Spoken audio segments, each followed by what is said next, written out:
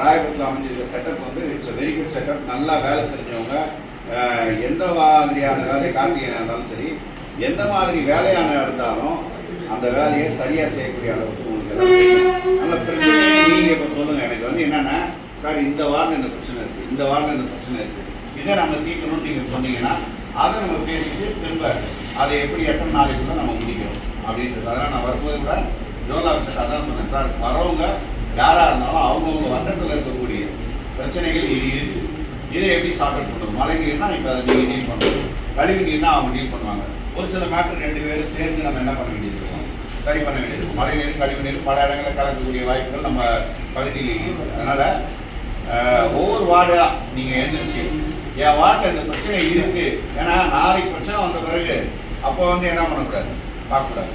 இப்போ இருந்து நம்மளுக்கு இப்போ நம்ம ஆகஸ்ட்டில் தான் இருக்கணும், செப்டம்பர் 30 வரைக்கும் பெரிய இதுன்னு சொல்ல முடியாது. பொதுவாக நம்மளுக்கு வந்து மழைக்காலங்கிறது அக்டோபர் வருது. அதனால் செப்டம்பர் 30க்குள்ள அப்படியே கொஞ்சம் கொஞ்சமாக, ஏன்னா இப்போ இன்னைக்கு நம்ம நினைச்சோன்னே வெளியே போயிட்டு சாயங்காலம் ஆரம்பிச்சிருந்தோ நாளைக்கு ஆரம்பிச்சிருந்தோ முடியாது. அதுக்கான திட்டமிடுதல் இருக்கணும், அதுக்கான ஃபண்டு அலோகேட் இருக்கணும். உங்கள் ஆஃபீஸ் நம்ம ஆஃபீஸ் லெவலில் எக்ஸிஸ்டிங் ஆஃபீஸ் லெவலில் எதெல்லாம் முடியுன்றது அந்த வேலையை முதல்ல ஒன்றா பிரிச்சுக்கணும். அதுக்கப்புறம் இந்த 1 மாதத்தில் ஏதாவது இந்த இடத்துல இந்த பிரச்சனை இது இருக்குது அது இருக்குன்னா ஒன்று எம்எல்ஏ ஃபண்டில் பண்ண முடியுமானா அதை பண்ணிவிடுவோம், இல்லை கவுன்சிலர் ஃபண்டில் பண்ண முடியும்னா நான் எல்லா கவுன்சிலரையும் கூப்பிட்டு பேசி இதெல்லாம் பண்ண வேண்டியதுன்னு சொல்லி அந்த மாதிரி பண்ணுவோம்.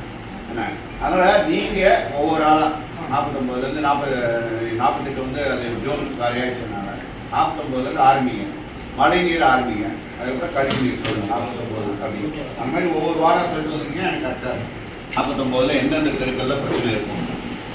அந்த ஸ்டாம் வாட்டர் டேங்க் நியூவாக கட்டுறது 3 ஸ்ட்ரீட்டில் வந்து இப்போ 7 அதை கட்டினால 7 தெருவோட தண்ணி போகுது. சோழப்பன் ஸ்ட்ரீட்டு, அப்புறம் கோதாண்டாவன் ஸ்ட்ரீட்டு, கப்பல்கோடு ஸ்ட்ரீட்டு, அப்புறம் வந்து வெங்கடாச்சலம் ஸ்ட்ரீட், அப்புறம் பாண்டவராய முதலி ஸ்ட்ரீட் அப்படின்னு சொல்லிட்டு 7 ஸ்ட்ரீட்டோட தண்ணி இப்போ பிரச்சனை இல்லாமல் போயிட்டு இருக்கு சார். இப்போ பல நாள் பிரச்சனை சார். இப்போ எந்த இஷ்யூ இல்லைங்க சார். கப்பல்கோடு ஸ்ட்ரீட் இல்லைங்க சார், எந்த இஷ்யூ. நேற்று கப்பல்கோடு ஸ்ட்ரீட்டில் ஒரு பிரச்சனை இருந்துன்னு சொல்லி தொடர்ந்து வந்து கப்பல்கோடு ஸ்ட்ரீட்டில் இதெல்லாம் வந்து தேங்கமாக போகுது. டெய்லியும் ப்ரெஷ் பண்ணிக்கலாம், நீங்கள் காலையில் செக் பண்ண செக் பண்ணி அப்படியே அது மழை நீரா இல்லை கழிவு நீரா? மழை நீர்னா தண்ணி கொடுத்து பட் நம்ம டோர் வந்து தேக்கமாக போச்சு, நீங்கள் ப்ரெஷ் பண்ணிக்கலாம், நீங்கள் செக் பண்ண சொல்லுங்கள். Rajagopal street, Singaran 5th street, 4th street, Singaran 4th street sir. அப்புறம் ஓல்டு அமராஜபுரம் சார். அதான் ஓல்டு அமராஜபுரம். சரி, எப்பயுமே அந்த ஜேஎம் ஹாஸ்பிட்டல் தாண்டினவங்க பார்த்தீங்கன்னா அந்த பாயிண்டில் எப்போ பார்த்தாலும் என்ன நிற்குது, சாதாரண மலையில் இருக்க தண்ணி நிற்குது. அதே மாதிரி ஜிஏ ரோட்டில் வந்து எந்த இடத்துலன்னா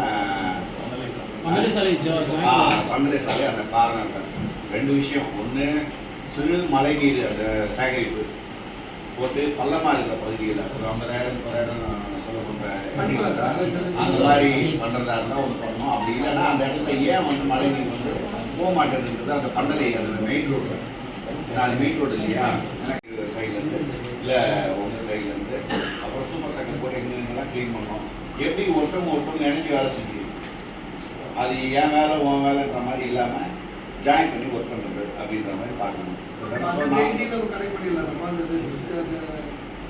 அந்த ஏரியாவுக்கும் பம்பிங் ஸ்டேஷன் மரியதா ஸ்ட்ரீட் சவுத் மாதா ஸ்கூல் சொல்கிறாங்க, அந்த ட்ரைனேஜ் சிஸ்டத்துக்கும் இந்த கல்மண்டமாக வேறு அது ஆக்சுவல் ஃபால் வந்து கல்மண்டம் சார் வரும்.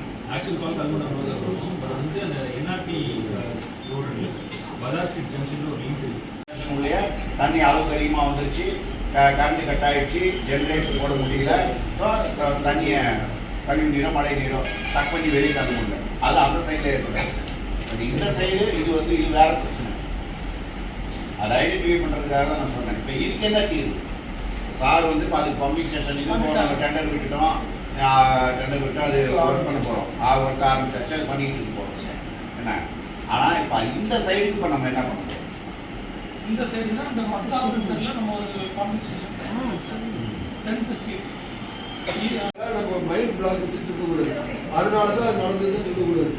வர அந்த 3 பாயிண்ட் எந்த இடம்னு சொல்லிட்டு நாளைக்கு பாருங்க, நம்ம உடனே பார்த்துட்டு உடனே எஸ்டிமேட்டை போட்டு உடனே ரெடி பண்ணி கொடுத்துருவோம். செல் பண்ணாலே முடிஞ்ச பார்த்தீங்களா? அந்த பிளாக்கேஜ் அவங்க மைண்ட் வந்து அந்த பிளாக்கேஜை கிளியர் பண்ணும். நாளைக்கு பார்த்துட்டு அதனால நம்ம போய் பார்த்துட்டு உடனே பண்ணி கொடுத்துருவோம் ஒன்று.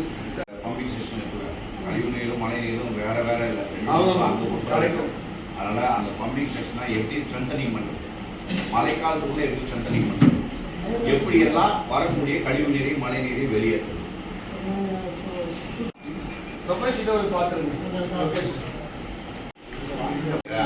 இந்த மெயின் ரோட்ல வந்து தண்ணி ஃபுல்லா நிக்குது. இப்போ இங்க இருந்து தண்ணி வந்து இதுல வழியா வரதுன்றது வேற. இந்த மெயின் ரோட்ல நம்ம ரோட கடக்க முடியாத அளவுக்கு இங்க தண்ணி நிக்குது. இந்த தண்ணி இந்த பாயிண்ட்டுக்குள்ள போறது முதல்ல என்ன முதல்ல இது ஏற்கனவே ட்ரெயின் இங்கே நீ முடிச்சிட்டோம்னா ட்ரெயின் ஏன் வேஸ்ட் பண்ணிட்டு இருக்கோம். இந்த வேலைக்கு ஆரம்பிக்கும். அதுக்குள்ள நம்ம பேச்சுவார்த்தை பண்ணி நம்ம பண்ணிக்கலாம். தண்ணி எடுக்கணும். இப்போ நீ இதை வந்து இங்க இருந்து மெயின் ரோட்ல இருந்து போற தண்ணியை முதல்ல என்ன பண்ணிக்கோ. ஆமா, மெயின் ரோட்ல ஒரு டிராப் வாட்டர் நிக்க கூடாது. அப்ப நிக்கலன்னா இந்த இந்த இன்வெர்ட் லெவலோட கனெக்ட் பண்ணுவோம். இல்ல அப்படிதானே இதை உடைக்க முடியும். பம்போஸ் போட்டு கனெக்ட் பண்ணி சரி இங்க இருந்து இப்படி வந்து இங்க பம்போஸ் போட்டு இந்த வேலைலாம் நீ செய்யலாம்ல. இந்த மிக சிறப்பாக நம்முடைய ஜோனல் ஆஃபீஸர் கமிஷனர் அவர்களும் நம்ம செக்யூரிட்டி அவர்களும் அதே மாதிரி ஏஐ மெட்ரோ லோகேஷ் அவர்களும் அதுக்கப்புறம் ஏ ஸ்கொயர் பழனி பிரபுதாஸ் அப்புறம் சிவகுமார் கார்த்திகேயன் எல்லாம் அது இல்லாமல் எல்லா ஏஐசிங்க வந்திருக்கீங்க. ராயபுரத்தை வந்து நம்ம ராயபுரமாக மாற்றுறோம் அப்படின்னு சொல்லி ஒரு பிரச்சாரத்தின் மூலமாக தான் நான் வந்து வெற்றி பெற்று வந்தோம். நம்மளால் முடிஞ்ச அளவுக்கு எவ்வளோ கஷ்டப்பட முடியுமோ இங்கே இருக்கக்கூடிய அதிகாரிகள் எல்லாருமே திறமையாக எவ்வளோ பிரச்சனை இருந்ததுன்னு உங்களுக்கு எல்லாரும் தெரியும். இப்போ எவ்வளோ ஷார்ட் அவுட் பண்ணியிருக்கோம் அப்படின்னு தெரியும். எவ்வளோ ஆக்கப்பூர்வமாக நம்ம நடந்துருக்கோன்றது தெரியும். என்ன இருந்தாலும் நான் ஏற்கனவே முதல்ல சொன்ன மாதிரி தான் நீங்கள் ஒரு குழந்தைக்கு ஒரு 10 ரூபாய்க்கு ஒரு பிஸ்கட் வாங்கி கொடுத்தீங்கன்னா அந்த குழந்தை சாயங்காலம் வந்து என்ன கேட்குன்னா எனக்கு 20 ரூபாய்க்கு ஒரு ஐஸ்கிரீம் வாங்கி கொடுக்குன்னு கேட்கும். ஸோ அதுதான் வந்து பொதுவான ஒரு மனநிலை.